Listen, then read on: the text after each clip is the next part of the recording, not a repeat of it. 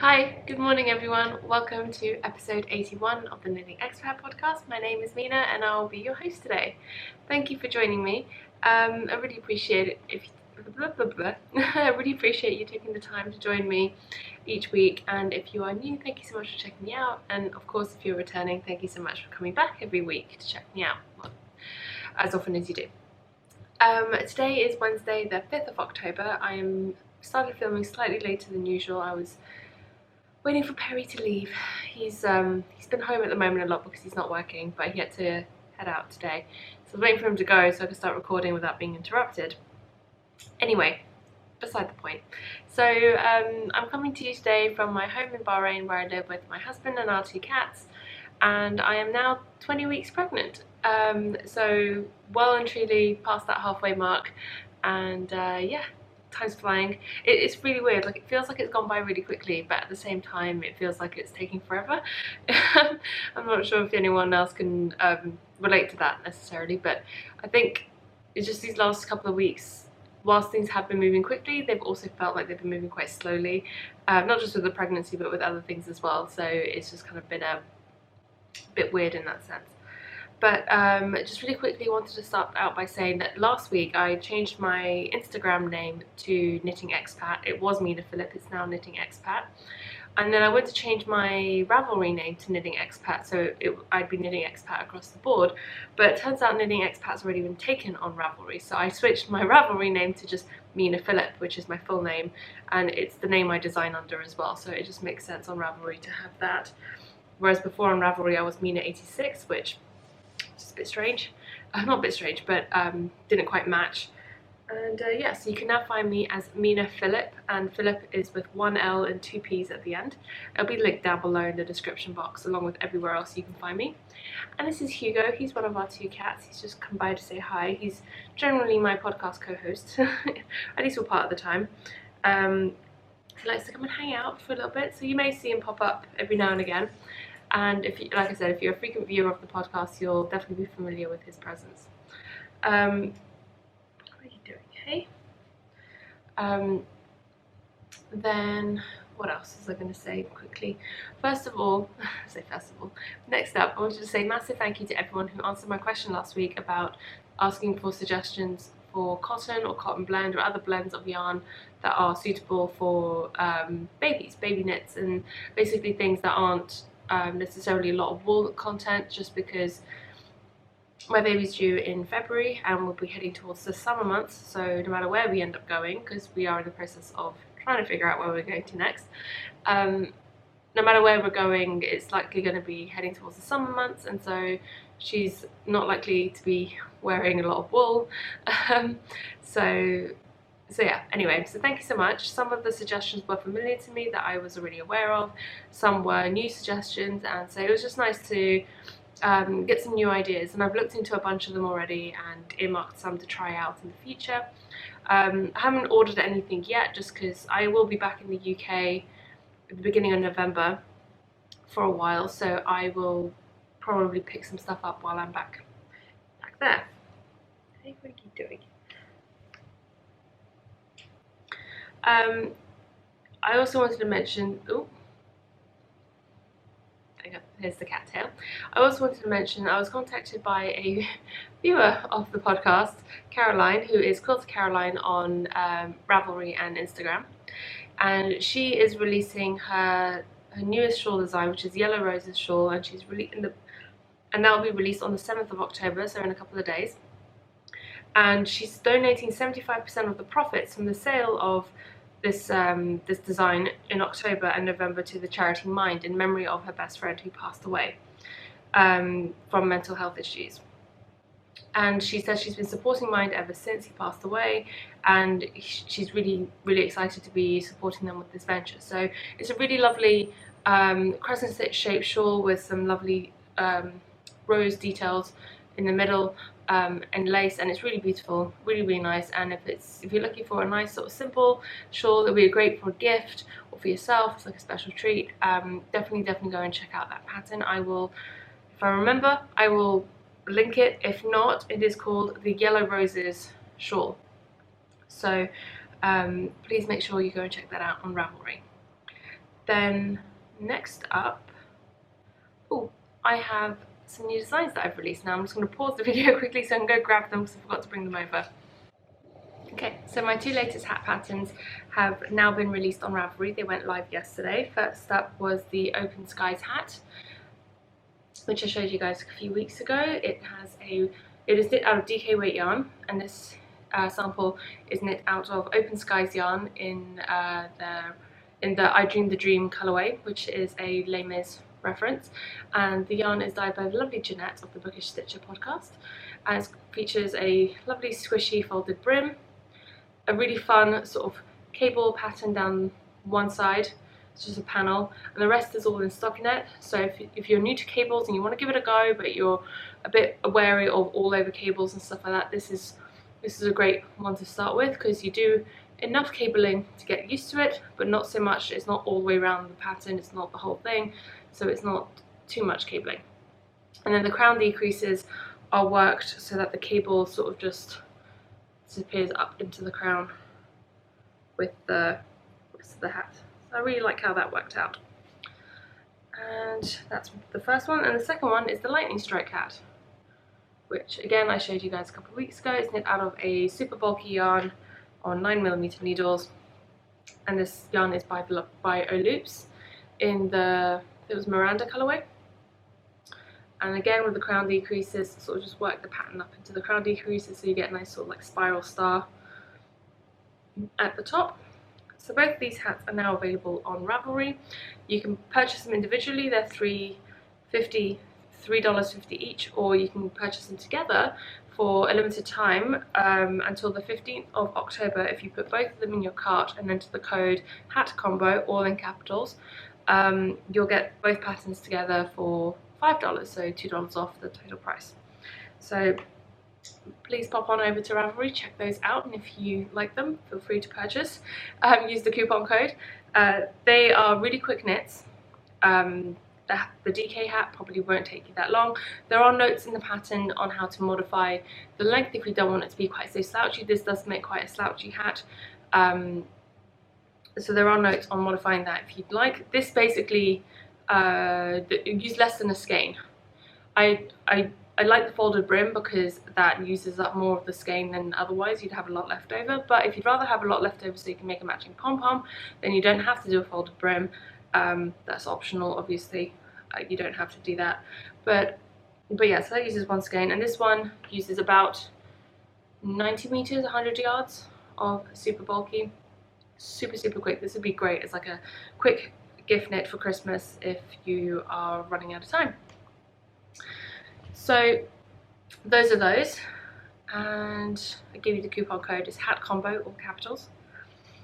And yeah, and we have a coupon code thread in the group, so if you are a maker or a designer or any sort of crafty person and you sell products or designs that you make and you'd like to offer a coupon code, you can pop them in that thread in the group. Otherwise, you could always contact me with coupon codes and I will add them to the thread. So I only have one finished object for you guys this week. It's been a bit of a slow week knitting wise, and I'll talk more about that in a bit. But the one finished object I have are super tiny. They're little itty bitty baby Uggs. How stinking cute are these? One looks a little bit bigger than the other because when I blocked them, I think I blocked one a bit more aggressively than the other one. So I probably have to reblock them. But get it to focus. There we go. So really cute little baby booty. It's so cute. And this is in the 9 to 12 month-ish size. So this one ended up blocking out a little bit bigger than this one for some reason. I think I just overstretched it when I blocked it. I sort of stuffed it with a plastic bag to give it a bit of a shape, but I need to reblock that. But anyway, really cute, sort of folded down cuff. The yarn is quite dark, so I'm not sure how well this is showing up on camera. And the yarn is actually Louisa Harding DK in navy. I didn't have a colorway name, and I used the same yarn in the peanut vest and the bumble hat that I made. So this is like a little matching set with those two patterns. The little one to fit her next winter. Then moving on, WIPs, works in progress. I still have all the exact same works in progress I had last week, other than the baby Uggs. So first up, the vanilla socks I was knitting out of some Regia self-striping yarn. I have turned the heels now and I am more than halfway down the foot. And I just did my German short row heel. I didn't bother changing yarns, I just went with it. And actually, as it turned out, when I came back to working the foot, I started back on the same colour that I started the heel on. So it actually didn't create any sort of awkwardness. I mean, obviously there are a few stripes missing, but it doesn't create an awkward jog on the front. And plus this yarn is so busy anyway that it's really not that obvious at all. And they're almost matching. They are about 1 to 1.5 rows out in terms of matching up exactly on the colour repeats. So that will become really obvious when it comes down to doing the toes, that they're not matching. But it's not a problem, and this will probably be a Christmas present for either my sister-in-law or my mother-in-law, I think. And this is by design line by Kristen Nicholas for Regia. There we go, and it is colour number 3311. Okay. For anyone who's interested in that. I got this a while ago and I purchased it online, so I'm not sure if this range is still available or not with Regia. Then next up, I have the baby blanket that I was working on last week. I'm only going to show you that very quickly because I've barely worked on it since then. I was partway through the second repeat when I last showed it to you, and all I've done is I've finished that second repeat. So it doesn't look very different than what it did last time, but my aim is to work more on this week. Then the next thing I have to show you, so that's a design project that I'm working on, and I'm using John Arbon Textiles merino yarn in a sport weight in red. It was just in a sale bin that I picked up the yarn from at Fabry this year. Then the next project I'm working on is also a design, and this is a shawl design using some yarn by Primrose Yarn Company. It's on her pearl base, which is an 80/20 superwash merino silk blend, and it is in the Orion's Belt colourway. And this is in one of her shawl size skeins. It's 150 grams skein. It's this beautiful sort of rich, focus.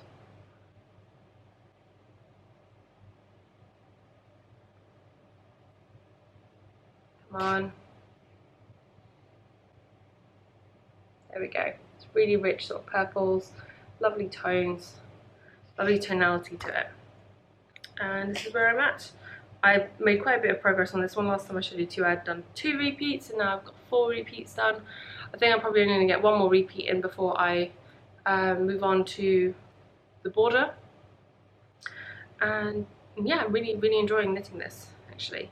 It's whipping along a lot faster than I thought it would. And yeah, got a lot of ideas for other shawls whilst knitting that one. And the last work in progress that I have, which is the one that I have been working on the most this last week, I spent most of my knitting time on this one up until about 2 days ago, when I sort of realised I'd worked on nothing else and I'd done no progress on anything else. So I put this one away and pulled everything else out. So this is the blue sand cardigan that I'm knitting, which is by La Maison Relais, I think. I'm not sure if I'm pronouncing that right. I'll get the name on the camera there. Hopefully you can see that. And it is a really fun cardigan. I talked last week, I believe, a lot about the different modifications I've been making and how I figured out measurements and calculations and stuff like that. So if you're interested in that side of things and how I worked out what I'm doing, then by all means go back and check out last week's podcast. I'm not going to go over that all again this week. I am using some camgarn, which is an Icelandic non-superwash yarn. It is a sport-ish weight, 150 meters per 50 grams. And I'm using a variety of colours, which you will see in a moment. But the cardigan is actually written, the pattern's written for a DK weight, but similar yardage per per 100 grams ish as this one, so I made it work, and I like the gauge that I'm getting, and this is where I'm at. I basically knit the whole body, and as you can see, it's a cardigan, but I have chosen to steek it, which I definitely feel has helped with the speed of knitting this and getting the body done so quickly, is being able to just knit round and round rather than going back and forth. So I've knit the body. As you can see, there's short row shaping in this green section, which creates the, let me find the picture that has it.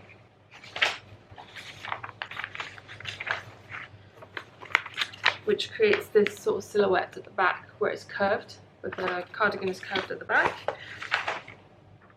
And yeah, I haven't bound off the bottom yet, because you do the bottom band, the neck band first, and then as you're binding off the neck band, you bind off around the bottom as well, so that's why those are still on some needles. I need to steek the middle, pick up stitches, knit the button band, and then do the bind off for the whole body. There are pockets in this one, so you can see here the pockets in. I've done one pocket in red, I did one pocket in the blue colourway, and these are also still live stitches because they also get sort of seamed in at the bottom with the bind off. It's actually a very clever pattern the way it's written for how the pockets work, so make sure if you're interested, check it out. I will say, I wouldn't necessarily say this is a beginner friendly pattern. It's very well written and it's very clear, but I do think that if this is the first garment you're knitting, you would probably find this a little bit overwhelming. There is a lot of steps and there's a lot of like details to it, which again, not difficult. The pattern is very well written and very well explained. I just think that like I said, if it's your first garment, you might want to go for something that's a little bit more structurally simple, if that makes sense. But if you have knit garments before, or you are an adventurous beginner and you don't mind sort of taking a slightly steeper learning curve, then by all means give this a go. Like I said, it's a very well written pattern, and Hugo has now come back. So yeah, definitely, I really love the sleeve construction on this one so far. So yeah, I think my plan for next week is I'm probably not going to work on this cardigan too much, just because I want to finish up a few other things and get some new things on the needles. But I will probably steek the middle, open it up, and get the button band done and bound off the bottom. So the body will be completely finished, and then it will just be the sleeves, and that won't take me very long once that's done. So yeah, I think I'm just going to work on finishing the body this week, and then do the sleeves the week after. That way I won't be spending all my knitting time working on this and ignoring everything else. Hey? Say hi. Come on. Right, so since I don't have many new things to show you this week, I'm just take this shawl off. And this shawl actually, which I realised I hadn't talked about yet, is my Mariam shawl, which is my latest shawl pattern that's been released. I did this in collaboration with the lovely ladies at Post Stitch for their subscription box, and it is now available on Ravelry. And Hugo is just watching as I wave this around, which you can get along with the Mariam hat, cowl and sock patterns. As you can get the whole collection, you can buy them individually. And yeah, so that's that. And up behind me on the wall, because I always get questions about this and I always forget to talk about them on the podcast, up behind me on the wall back there is my Seacrest shawl, which I talked more about a couple of weeks ago. It is my newest shawl pattern that I have recently designed, and it is still, it's just actually been finished testing. All my testers have now finished. And so that actually, I'd given them until next week to finish that, but they've all finished now, so I'll probably get that pattern finalised and released by the end of this week as well, if you're interested. So keep an eye out on Instagram and Ravelry for that. It'll be coming soon. Okay, I'm going to take a quick break and then I'll be back with you in a second. Okay, so that was a slightly longer break than I'd anticipated. My battery died, so I had to charge that for a bit, and now I'm back. So really quickly before I move on to the next segment, which is acquisitions, I wanted to talk to you briefly about some upcoming knits that I have planned, specifically baby knits. So first up, like I mentioned, I'm wanting to start knitting some stuffies, and I thought this lovely skein of hand spun from Jeanette that Jeanette sent me, that she'd spun for me, is a rainbow 7-layer rainbow cake. Is the name of the colorway. The fibre is by Gourmet Stash, and I think this would be perfect for a little stuffy, like a bonbon or something, a bonbon bunny or something similar. So I think that's what this will be. Then I also, when I was back in London over the summer, I picked up these 3 skeins of Quince & Co Chickadee, 2 in the Malbec colourway, which is beautiful sort of rich burgundy red. Focus. Here we go. And 1 skein of the Chanterelle, which is a sort of mushroomy beige colour, to go together in the Anders sweater, which is the really sweet little children's sweater jumper with the Fair Isle trees and sort of like a Christmas scene motif. I think I have the pattern printed out. If I can find it amongst my stack of recent printing, I will show you the one I'm talking about. I didn't obviously plan this out very well in terms of getting a picture. And I managed to print none of the pages with the actual photo of the jumper on it, but it's the Anders sweater. I believe that Laura of Jinx Yarns, knit one recently as well, which is when I first heard of the pattern, and a few other people have knit them since. And I just thought this would be really sweet for a Christmas sweater for next year for the baby, in terms of something that's Christmassy-ish, but sort of a little bit more neutral, so she can wear it other times of the year as well, other than just Christmas. I just kind of think they're quite classic colours, like the burgundy and the beige. They're not overly sort of like in-your-face Christmas, but I'll probably do one of those as well. But I just thought this was a really fun and beautiful colour combination. I thought it would look really nice for that.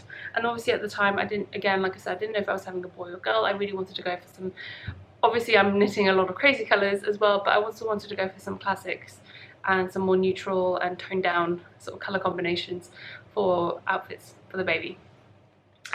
And the last thing I have planned is I am planning on designing some baby knits, as it were, baby sort of dress, jumpers, stuff like that.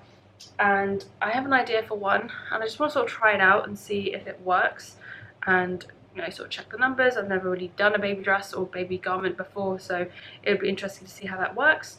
And so I picked out this collection of scraps from my bag of scraps of leftovers. So the 3 on the bottom there that are in the smaller balls are the leftovers from the Anzula squishy that I knit the Rocky pants out of, and I also used for the Random Active colour shawl. And the other 3 on top are Madeline Tosh Merino Light in Candlewick, Tern and Lolita colourways, which I have had both. Again, I've used all of these in 2 projects now already, and still so much left over. So I think it'll be a really fun sort of rainbow project for the baby. So those are sort of upcoming things and things that I am thinking about. I still have other projects in mind that I want to cast on. I have a variety of design ideas that are just, I don't know, it seems to be since like 2 weeks ago, 2-3 weeks ago, I've just been like hit really hard with design inspiration and ideas for things to come up, to like plan and write up and knit up and stuff like that. So, which is great, but it takes time, and I don't have all the time in the world right now. I'm busy with other things as well, which I will get to. But yeah, so I'm just sort of slowly trying to methodically work my way through things. So in terms of acquisitions, I have one lovely thing to share with you this week that was sent to me by a very sweet and generous viewer. Her name is Jodie, and she has the Accidental Bliss Yarn Company, or Etsy shop, where she sells hand-dyed yarns, project bags, other sort of knitting notions and stuff like that, mini skeins and things. And so she sent me a selection of things. She sent me this beautiful skein of yarn. It's on her Fierce BFL sock base, 100 grams, 464 yards, 75% superwash BFL, 25% nylon. It is so soft for BFL. Like before I read it, when I first touched it, I thought it was merino. That's how soft it is. So really, really soft, super squishy. This would be great either as a pair of socks or in a shawl or any other sort of fingering weight project. It's definitely next to skin soft. There's no colorway on here, but from having had a look at her Etsy shop, I think this is in the color of royalty colorway. I think that seems to be the one that matches with this one based on what she has online. And she also sent me 2 mini skeins, which I also believe are her hand dyed yarns, which are really, really beautiful. The camera would choose to focus on the yarn. Come on. There we go. And they're both Stellinas, if you can see the sparkle in there, and really, really fun colourways. And then she also sent me a cute little stitch marker, little bird, on her business card, which I will show you.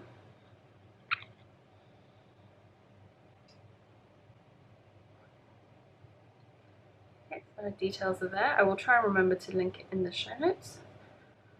I know I'm not always great at remembering to link things in show notes, but I always put the name in, so even if there's not a link, you should be able to still search for and find the shop. And she also sent me this little pouch. I believe online she calls this a DPN cozy, because it's got a little spot here for DPNs, but it's also got a bigger spot here, bigger pouch.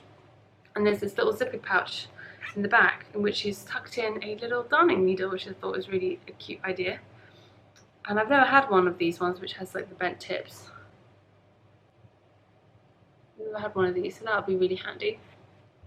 But I think what I will probably end up using this for, because I'm not a big DPN knitter, is I will probably use this to take a few of like my interchangeable tips with a couple of cables in here when I'm traveling, and then it's got a handy little hoop here where you can attach either stitch markers or a pair of scissors or something for on the go, and nice and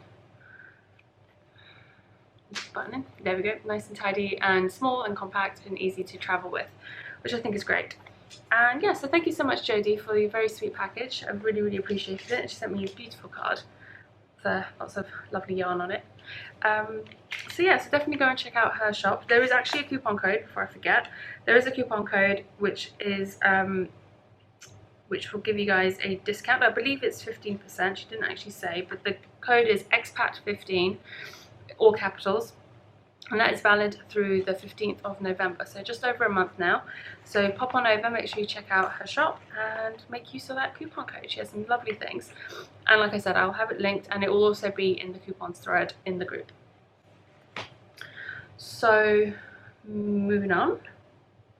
The next thing is knit along and giveaway news. So we've had 3 knit along / giveaways close in this last week. The sweater cowl has closed now. I've completely locked the thread. I've decided not to continue that. The Beyond Vanilla Socks cowl finished on 3rd of October, as did the 30th birthday giveaway. I will announce all the winners for those in a separate video, because it's going to be a lot of winners. I think there's going to be like 9 winners in total, so we'll do that in a separate video. And that will go up either today or tomorrow. And the 2 active knit alongs that we have in the group at the moment is the Riot of Colour knit along and the Baby Knits Cowl, which is the wee little knit along, which has been co-hosted by myself and Melissa, the Spicy Homemaker podcast. It's been really fun popping in the threads of both of those knit alongs to see what you guys have been knitting, and just like trying to keep up with it. And it's some really fun, colourful things in the Riot of Colour knit along threads. Obviously, it's meant to be a Riot of Colour. And for the baby knits as well, it's been really fun to see what you guys have been knitting up for sweet little babies. And it's been lots of inspiration. So if you're looking for some either colourful inspiration or baby knitting inspiration, make sure you check out both of those threads. And remember, with the wee little knits along, the chatter thread is in Melissa's group, and the finished objects thread is in my group. And we have hashtags for both the knit along. There are hashtags for both knit alongs and stuff, which all the rules and everything else are in the relevant threads in the group. I'm not going to repeat everything every time. And I did show prizes last week, I believe, on the podcast. Moving on to the questions and answers section, I had a question from I'm not sure how you pronounce your Ravelry name, but her name is Sharon and her Ravelry name is Skhoyt. And she says, Mina, you've mentioned several times knitting at the cinema. I am intrigued by people who can knit without looking at their work. I've tried a little and find it to be scary. How do you keep from dropping stitches or sticking your needle in the wrong place? I'd sure like to learn to do this. Any pointers?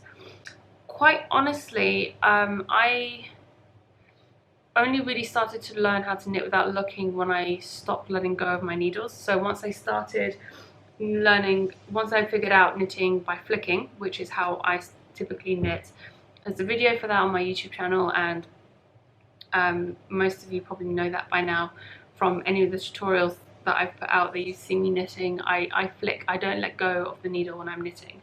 So it might be easier if I actually just show you. So I find that helps because you're not having to constantly let go of the needles. I also, it seems to be the way that I hold my yarn and hold my needles in my work, is that I kind of feel the knitting as it's going through my fingers. So yeah, I don't have to look at it. And I first realized I was doing this by accident, really. I wasn't intentionally trying. I think that's the other thing as well, is people assume, a lot of people think that I've like specifically done something to learn how to do this. I haven't. It just sort of progressed naturally from learning to knit to then learning to knit without looking. And I only really realised it the first time when I was on a Skype call with my mum, and she was like, oh, look at you, you're knitting without even looking at what you're doing. And I didn't even realise I was doing it. I was just talking to my mum and knitting on my project, and you know, I was looking down every now and again, but it didn't even register with me that I was knitting without looking until someone else mentioned it. And then I sort of started making a bit more of a conscious effort to try. Like I'd knit a few stitches without looking and then check to see if I was doing it correctly. And then it just sort of progressed from there. It was just at home watching TV, I'd try and knit as long as I could without stopping to check. And actually, because of the way that I knit, I'm not sure if you can see that or not, but when I come to pick up the stitch, or put my needle through the stitch, it sort of, it doesn't poke, but it slides alongside my finger of my left hand, so I feel the needle and I can feel sort of where it is. So more often than not, if my needle goes into the stitch below or splits a stitch, I can usually feel it on my finger, which helps as well. As for knitting at the cinema, I'd find most cinemas aren't truly pitch black. I mean, the lights might be out, but you have a massive screen that's giving off a lot of light. So you can actually watch the movie. So I find that, you know, obviously it's mostly backlit, but there's usually enough light coming from the cinema that if I need to check where I'm at, or if I've, if I want to check if I've split a stitch, or if I've dropped a stitch, or you know, if I haven't picked up, if I've picked up a stitch by mistake or something, I can generally hold up my work against the light and I can check that way. And that's usually enough light to be able to see what I've done if I need to fix it or anything. But for the most part, I can knit without looking, and like I said, again, there's no specific technique. It's just trial and error and just giving it a go, not being afraid to drop stitch. If you're worried about dropping stitches, try maybe doing it to begin with on a stickier yarn, or something like a Regia that's not going to just like run down because it's quite a grippy, it's a more rustic yarn, it's not as smooth as some sock yarns. Or maybe try with a slightly thicker yarn to begin with rather than a sock yarn if it's too fine and you're not sure. It really is just a matter of practice, and there's no real trick to it, I don't think. I find sometimes if I'm on a phone call or something on Skype where there's like a video chat and I'm talking to someone else, I'm sometimes watching my knitting in the video, if that makes sense. So I'm not looking at the stitches in front of me, but I'm looking at what I'm doing on the video, and sometimes that can also help, I guess, when you're first starting to learn. But yeah, that's generally how I do it. I hope that helps to some degree. I don't think there's any sort of magic trick to making it work instantaneously. It's just going to take a bit of time. But yeah, anyway, I hope that was helpful. And if you have any questions for me, please feel free to leave them in the questions and suggestions thread. I'll be happy to answer them on the podcast. Okay, so moving on to shop news. I am working rather feverishly to get these bags done. It's another reason why I didn't get much knitting done this week. Oh, I say didn't get much. I got quite a bit of knitting done, but I didn't do as much knitting as I would have done if I wasn't trying to get all these bags finished. I've almost finished prepping all the bags. I've sort of trimmed all the sides down after sewing them, and I'm getting ready to box the corners. So they're almost ready to get the corners boxed.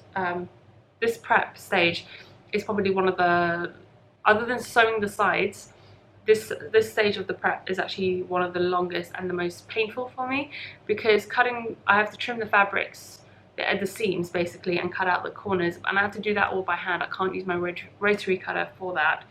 I have to use scissors, fabric scissors, which is fine, but it really takes it out on my wrist and my thumb. And my thumb tends to get quite red and sore here from where it's rubbed against the scissors from cutting so much. So I have to do it in stages, and I can't do it all in one go. And there are about 150 bags, so it's a lot of bags to do.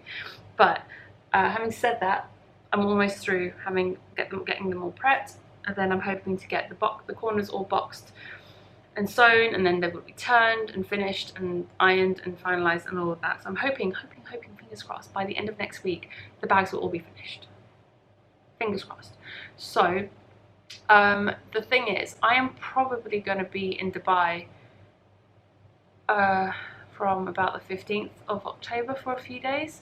I have some personal things and work things that I need to sort out. So what I'm thinking of doing is, hopefully, if I can get all these bags finished by, say, the 13th, next Thursday, they can all be finished by then, and get them all photographed. And what I'm planning on doing is actually doing it in 2 shop updates. Probably going to do one update in a couple of weeks. Well, and I'll get to that. One update in October, and I'll do another update in mid-November. Because one, I'm not entirely sure I have enough envelopes, and second of all, some people have gotten in touch saying that, oh, you know, I might not be able to make this update in October for whatever reason. So, and also there's a lot of bags. So I think what actually might end up being working better for me and for you guys, to give you guys better opportunity, if you miss one update you can hit the other, is I might do 2 updates, and these will be the last updates I'll do for a very long time, most likely, or if ever. I'm going to hold some bags back to use for future prizes and giveaways and swaps and things like that, so there'll be a good portion that I hold back, but there's going to be a good portion that are going to go into each update. And I'm hopefully, if I can, I will try and film a video before the update to show you what bags are going to be in the update, or I will post on Instagram or Instagram stories or something like that so you guys can see.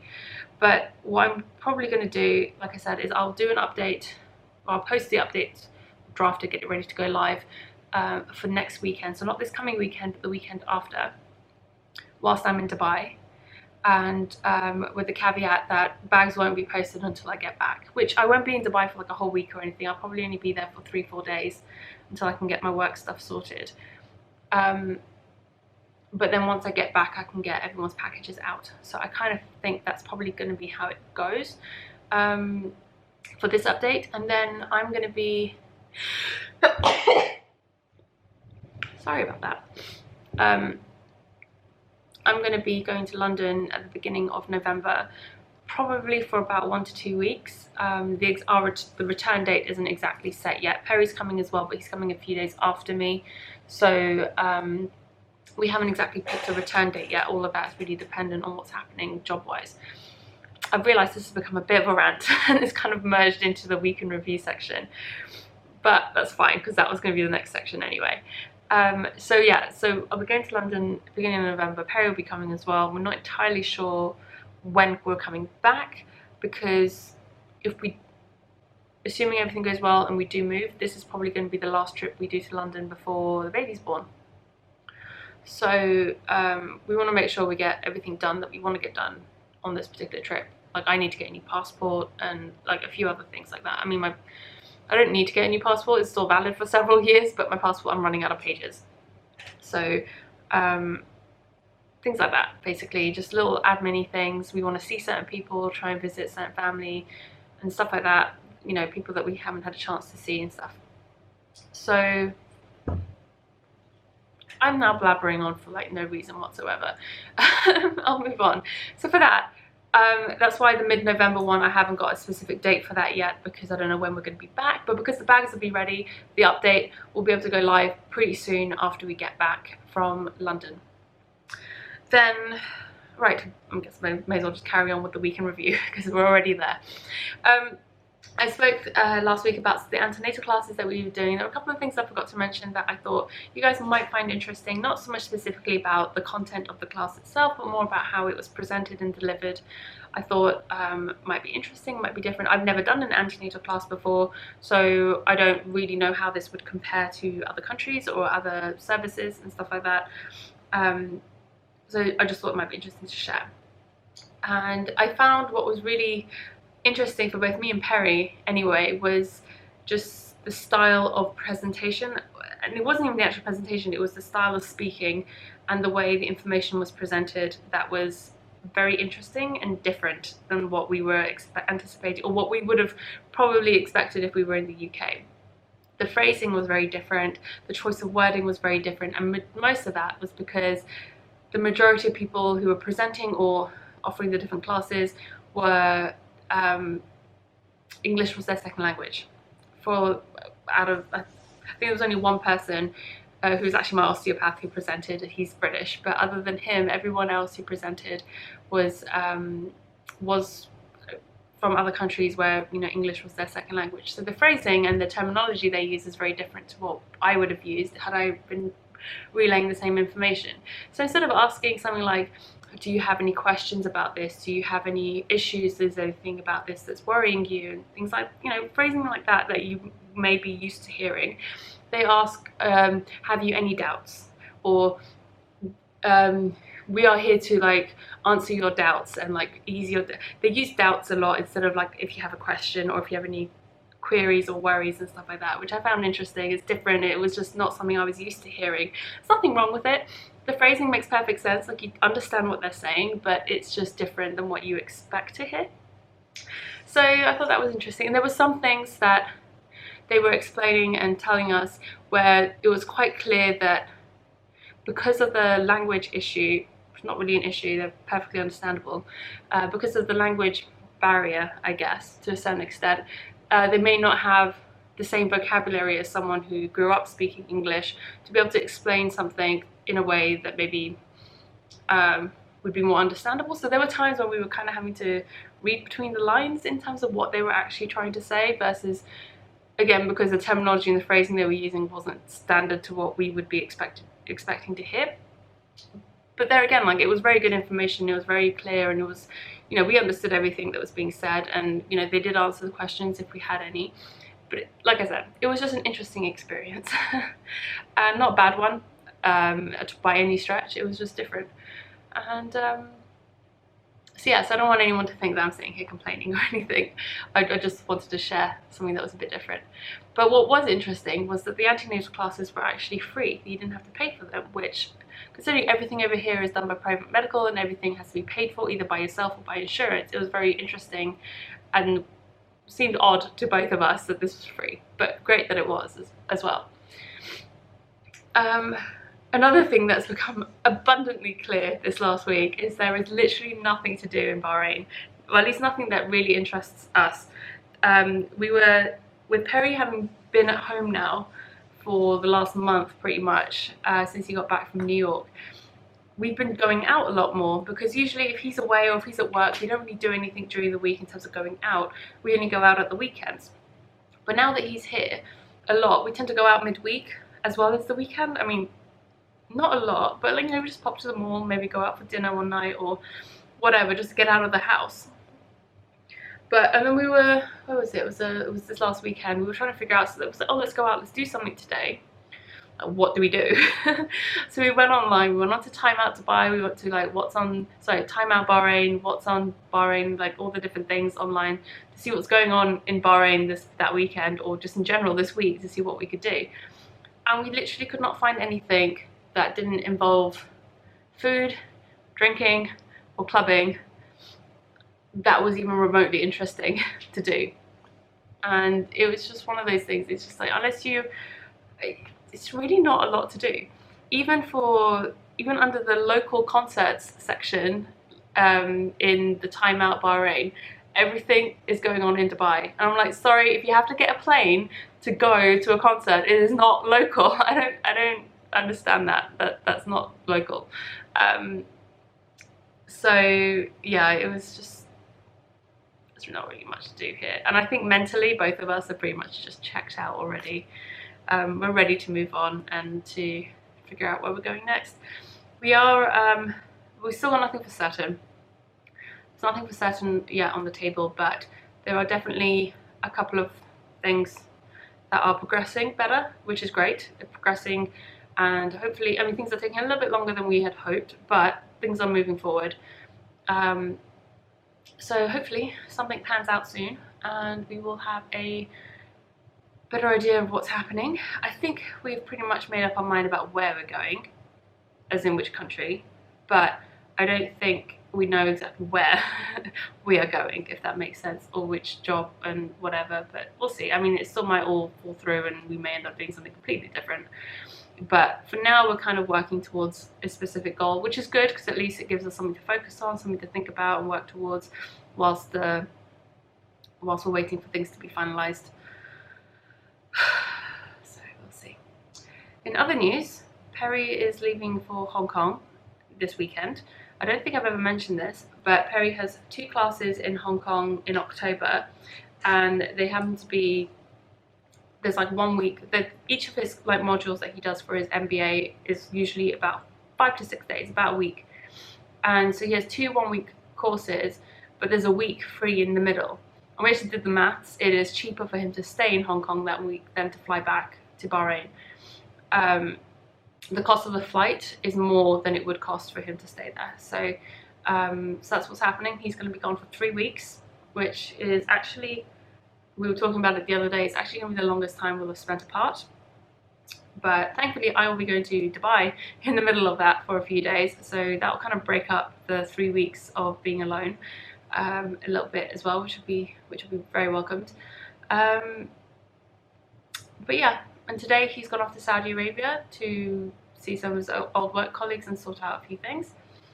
And yeah, oh, and the last thing I wanted to mention, so the baby has been wriggling around a lot lately, especially at night time.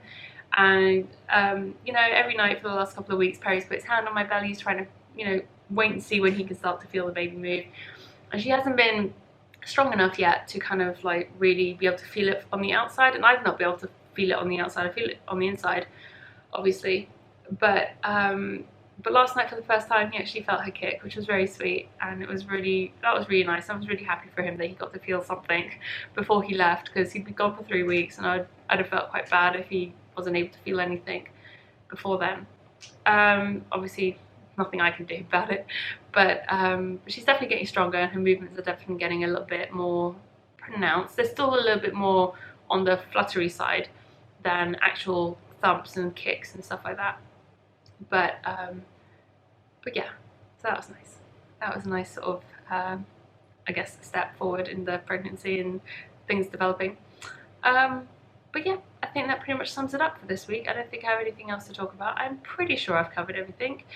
And if I have forgotten anything, or there was something I started talking about but forgot to finish my sentence, please let me know in the comments. I will try and finish sentences in future. I find that I do that a lot lately. So I'm not actually sure if I've done that in this video. I hope I haven't. But thank you for joining me. I hope you have a lovely week, and till next time, happy knitting. Bye!